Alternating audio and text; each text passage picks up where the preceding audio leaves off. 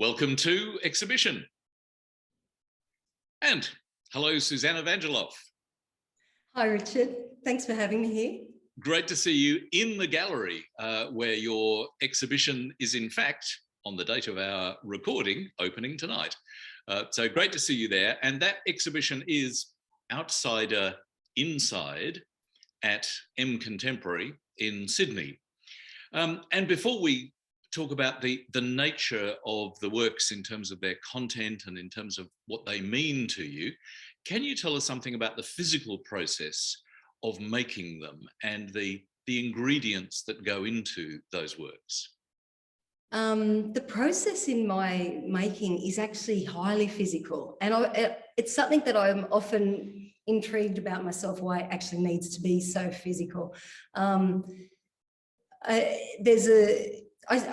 I'm attracted to that textural resonance and materiality. So, and the way I work with the canvas is generally on the floor and on the earth. And I'm very fortunate to live in a beautiful part of the world, and I feel like the earth and the essence of the country that I live on, the Awabakal land, is actually part of the making. And the canvas goes through lots of different processes, from even the initial washing down, which is highly physical. And because of the size of my work, which once again I find intriguing, because it is quite demanding. And before I start a new body of work, I will often say, let's go smaller this time, but it just doesn't seem to end up that way. So when you say it's highly physical, the making of it,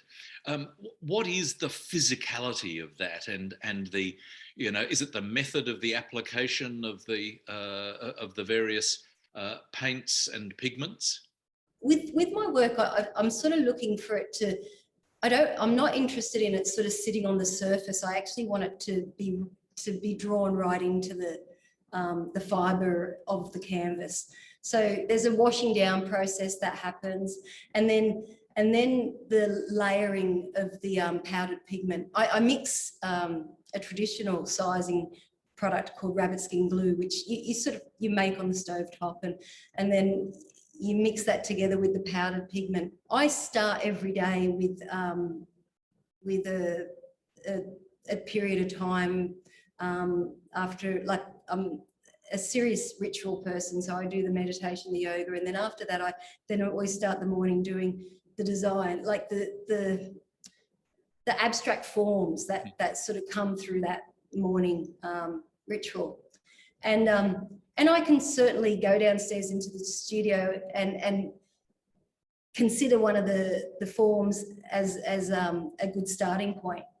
But what will happen often is that the form that I then will cut out and that I think I'm working with, well, quite often it'll end up being the form that's left behind. That's actually the part that's used in the collage. The works have an unequivocal simplicity and directness to them. Having explained what you've explained to us about the process, why is that lack of complication in the final form so important to you? Yeah, that's a really good question.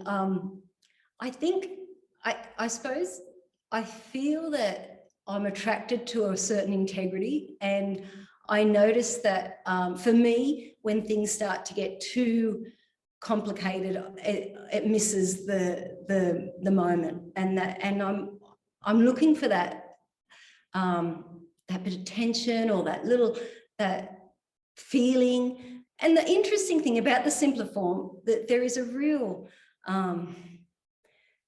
challenge in the learning when to stop. Well, you have simplicity, but at the same time, you also have a great deal of precision and edge, precision of line, a sharpness of edge that we see. Well, that's interesting, Richard. In my previous life, I was a hairdresser for 30 years. And so I was very skilled with the scissors. And when I was very fortunate, when was it, 6 years ago, to finally follow my lifetime dream of going to the National Art School. And so I definitely tried and explored and experimented. The painting department at the National Art School is very big on exploring and pushing to find like sort of something that's authentic to yourself. And then I think it was maybe about 4 weeks out of the final exhibition, I'd been working with material the whole time, because that was something that was just a natural part of my upbringing. My mum is a sewer, and so I was always drawn to the material. But then at the final hour, it felt very much like the final hour. For some reason, these big sewing shears came out in the studio, and once they came out, which was sort of obviously connecting to my previous life, well, the magic happened. And that's of course how I get that really precise line, because the making of getting the palette, in making the canvases and getting the texture and the resonance of the colors and the layers, that's one part of the process.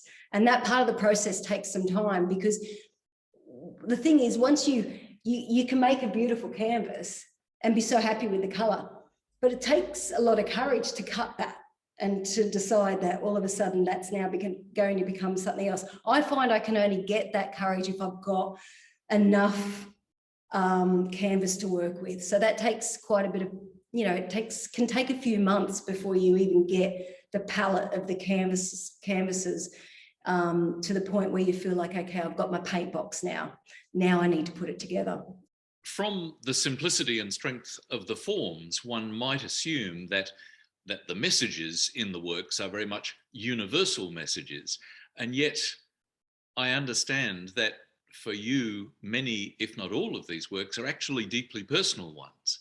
I do feel they are universal themes, but this was a personal journey. From 6 months ago, my father was approaching his death, and he immigrated here to Australia as a 30-year-old man from Macedonia. And he had a reoccurring dream throughout his life of climbing a mountain, looking for his village. He never actually returned back to Bitola. I think he was a bit frightened of going back, truth be told. But anyway, so he had this reoccurring dream, and he could never seem to find it. And then, like, when he was in the hospice for that last week of his life, he had the dream, and he got to a gate, and I was always intrigued by these dreams. And so I said, so what happened then, Dad?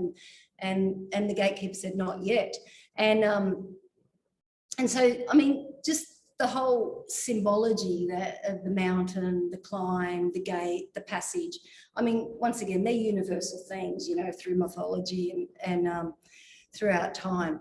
So that for me was deeply intriguing. And then, of course, as it got closer, he regularly saw the blue and talked about the blue and this all immersive blue. And so prior to this body of work, it wasn't a colour I had explored. For obvious reasons, I was just drawn to going down the road of exploring what blue would be about. And I found it really, really challenging. If I could only show you the pile of blue canvas at home that didn't quite make the cut, literally. But there are two works entitled, yes, Traveller's Tears 1 and Traveller's Tears 2. Is that, as much as you can tell, your father's blue? That was the feeling I got. Yeah, that was the feeling I got. And then, as I said, I found it interesting that throughout, like as we were getting closer to the show, we had Easter, and then, that ultramarine blue that was used often in the religious paintings of that time was reappearing. And yeah, it felt right. I tried a few different recipes of blue, but yeah, this the ultramarine behind me was the one that captured that moment.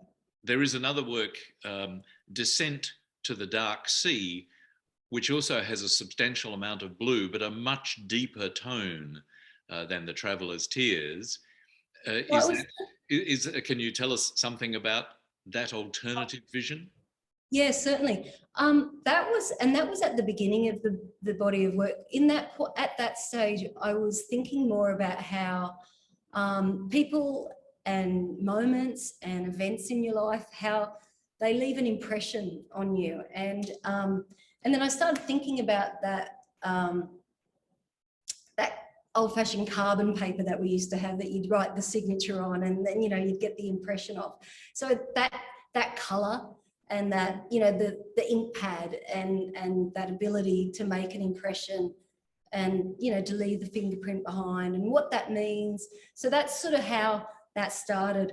And so for that to achieve that really deep indigo blue that I was after, I actually experimented with a process of dyeing fabric, which interestingly enough also links to my heritage back in Macedonia, that my father's family were known for dyeing the traditional rug. I think you might know the rugs, they're called flakati rugs, the woolen woven rugs. And you'd often see them in these most fabulous colours. Many of the pigments, the specific colours that you choose to use and explore in these works often have cultural connections. Historically, are you very much aware of that in the works?